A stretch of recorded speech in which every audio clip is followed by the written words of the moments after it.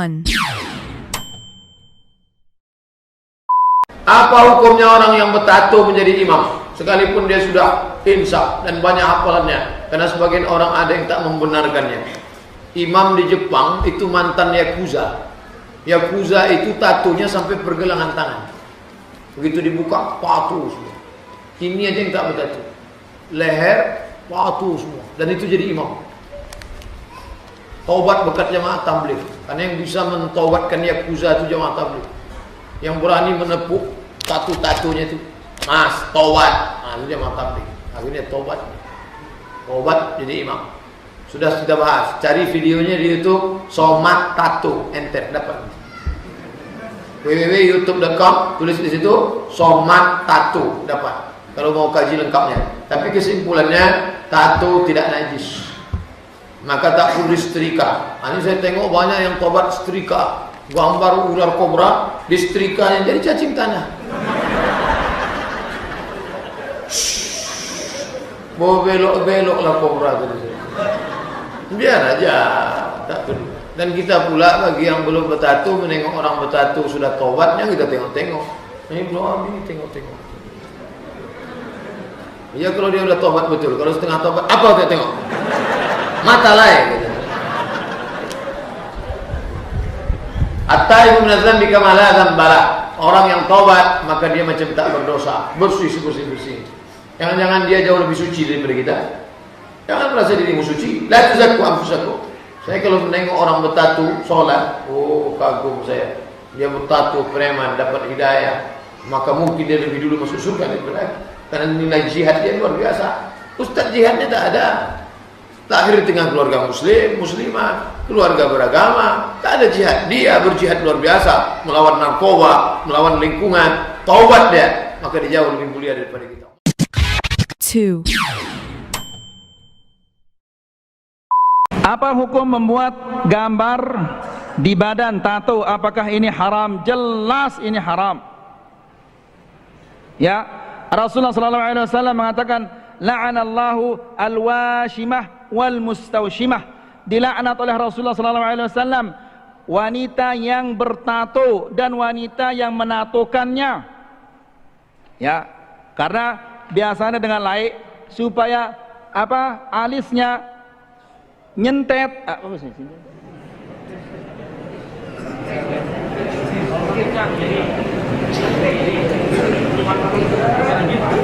Iya, supaya ya jergit. Iya, bahasa Indonesianya supaya kelihatan genit. Al-muhim sudah ya, supaya ditato alisnya. Ini haram. Rasulullah mengatakan la'anallahu atau la'ana Rasulullah sallallahu alaihi wasallam al-washimah wal mustawshimah. Dilaknat oleh Rasulullah sallallahu alaihi wasallam orang yang wanita yang bertato dan yang menatokannya. Dua-duanya dilaknat. Apa laknat itu?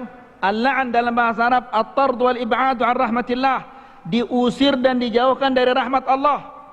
Orang yang bertato dan orang yang menatokannya. Lalu bagaimana kalau dia sudah bertato? Tobat kepada Allah. Apakah harus dihilangkan tatonya? Jangan dihilangkan. Karena menghilangkan tatonya ini lebih parah daripada membuat tato. Lebih sakit daripada membuat tato, menghilangkan tato. Dan menghilangkan tato ini merusak tubuh.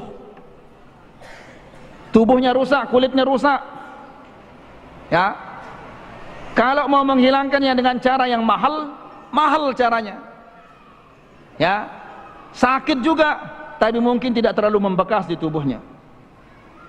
Jadi tato ini adalah haram. Wallahu ta'ala alam. Kalau bapaknya sudah pakai tato, besok ibunya akan ikut-ikutan pakai tato. Dan sekarang na'udzubillah, tato ini sudah menjadi tren. Gadis-gadis sekarang Masya Allah tanpa malunya mentatokan kiri kanannya. Awalnya dari apa? Dari serangga ini. Itu berawal dari serangga. Meniru karena banyak di TV film apa India, sinetron India ini ditiru sampai anak-anak kita yang kecil beli apa? Bikin gambar-gambar serangga di tangannya. pakai serangga. Berkembang akhirnya menjadi tato. A'udzubillah. Ya, siapa kira-kira mau sama gadis yang penuh tubuhnya dengan tato? Ya, tangannya tato, tulisan macam-macam. Ya, di sini ada obeng, di sini garpu, di sini sendok, macam-macam tatonya. La ilaha illallah. Siapa mau melamarnya ini? Ya, mungkin kalau bisa disembunyikan pada malam pertama dilihat banyak tatonya, ini mungkin dicerai dia. Wanita apa ini? Ya, semua isi kebun binatang ada di tubuhnya. La ilaha illallah. Kemudian tulisan-tulisannya kotor sekali. Ya, apakah dia tahu atau tidak tahu artinya dalam bahasa Inggris? La ilaha illallah. Pernah di pom bensin, saya temukan perempuan ada kata-kata sangat kotor di tatonya. Saya turun dari motor, saya tanya, tahu kamu arti ini? Tahu. Enggak malu kamu ini? Diam dia, langsung dia jalan. Dia tahu artinya sangat kotor di tatonya. La ilaha illallah. Na'udzubillah. Ini ikhwani fiddin azakumullah. Ya, jadi fitnah ini luar biasa. Ini sekarang, lalu besok entah bagaimana lagi. 3,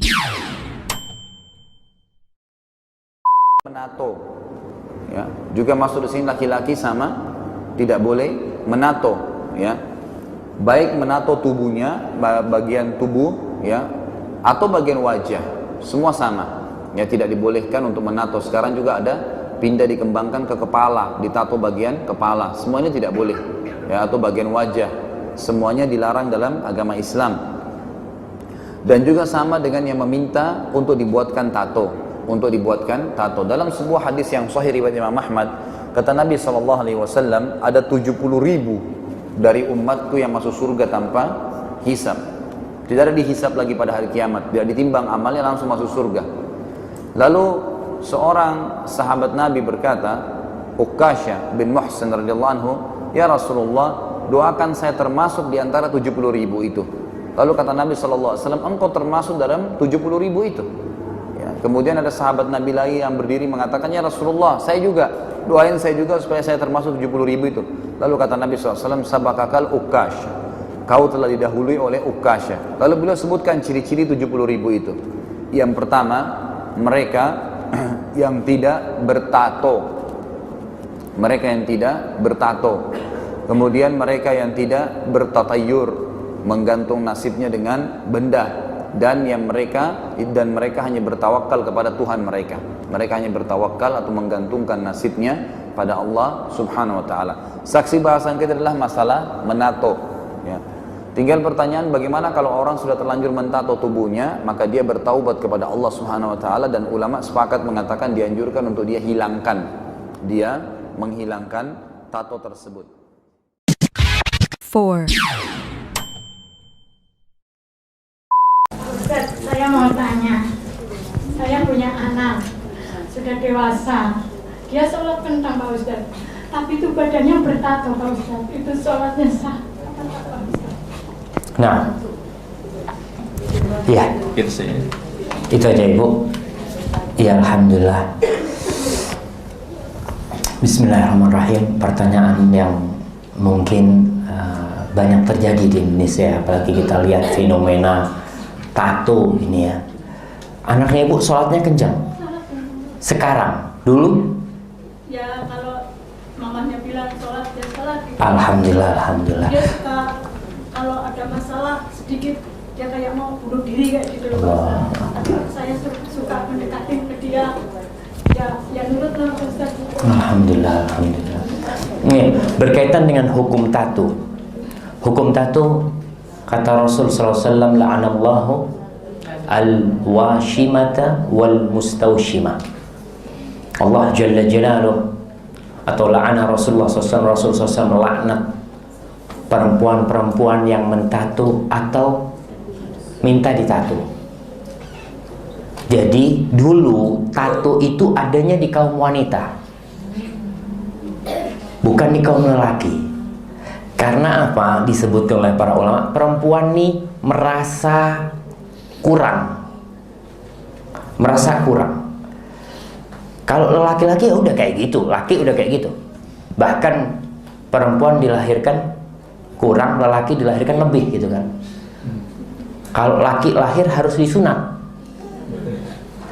karena ada yang lebih gitu kan. Kalau perempuan kurang, maka perempuan itu kita lihat kalau lahir dikasih anting supaya kelihatan, nih baru nih cewek nih gitu kan. Dikasih gelang, kalau nggak ada antingnya nggak kelihatan nih perempuan bang. Perempuan pakai tato supaya tampak lebih cantik. Kalau lihat perempuan-perempuan kuno, orang-orang kuno itu mungkin yang ditato alisnya, sekarang udah mulai.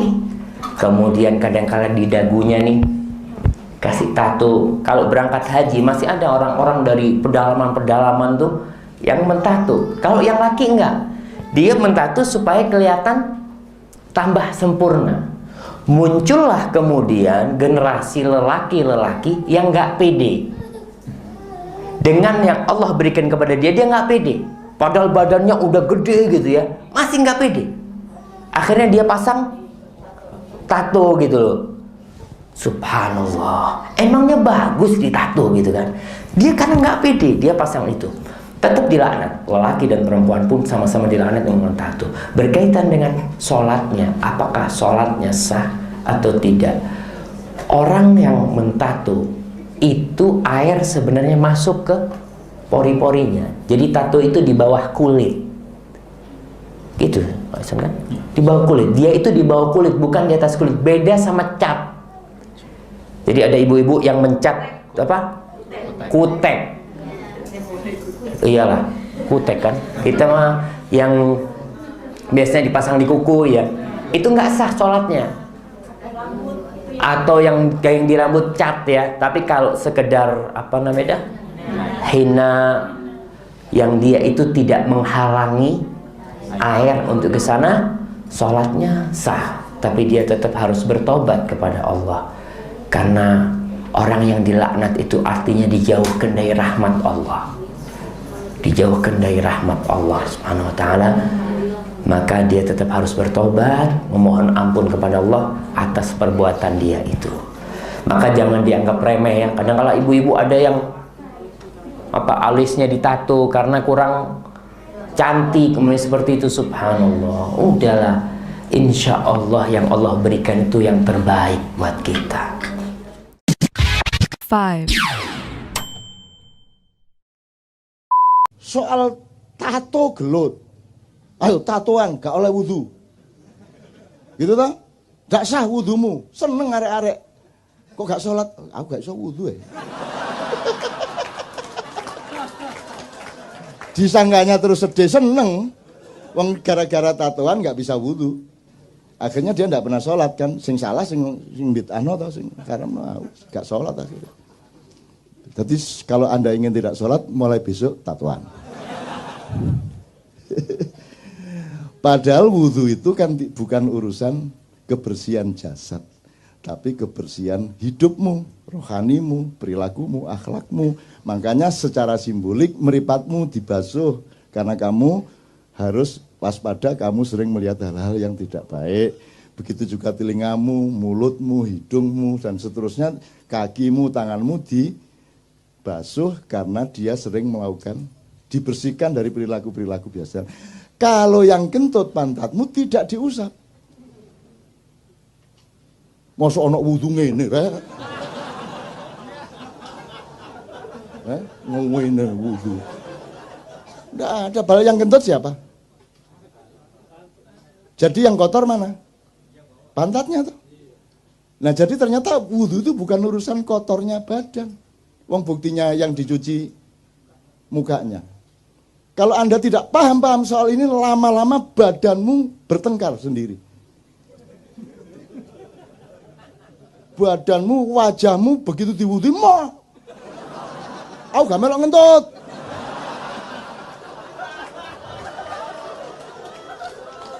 Terus ngene, saya lihat itu saya ngentut duduk aku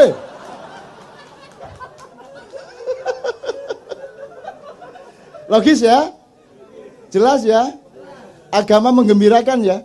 paling tidak menjadi rahmatan lil alamin pada dirimu, pada keluargamu, wis alhamdulillah. Kalau itu sudah kamu alami setahun 2 tahun, kamu adalah rahmatan lil alamin bagi tetanggamu, bagi semua yang ketemu dengan kamu. Kan begitu.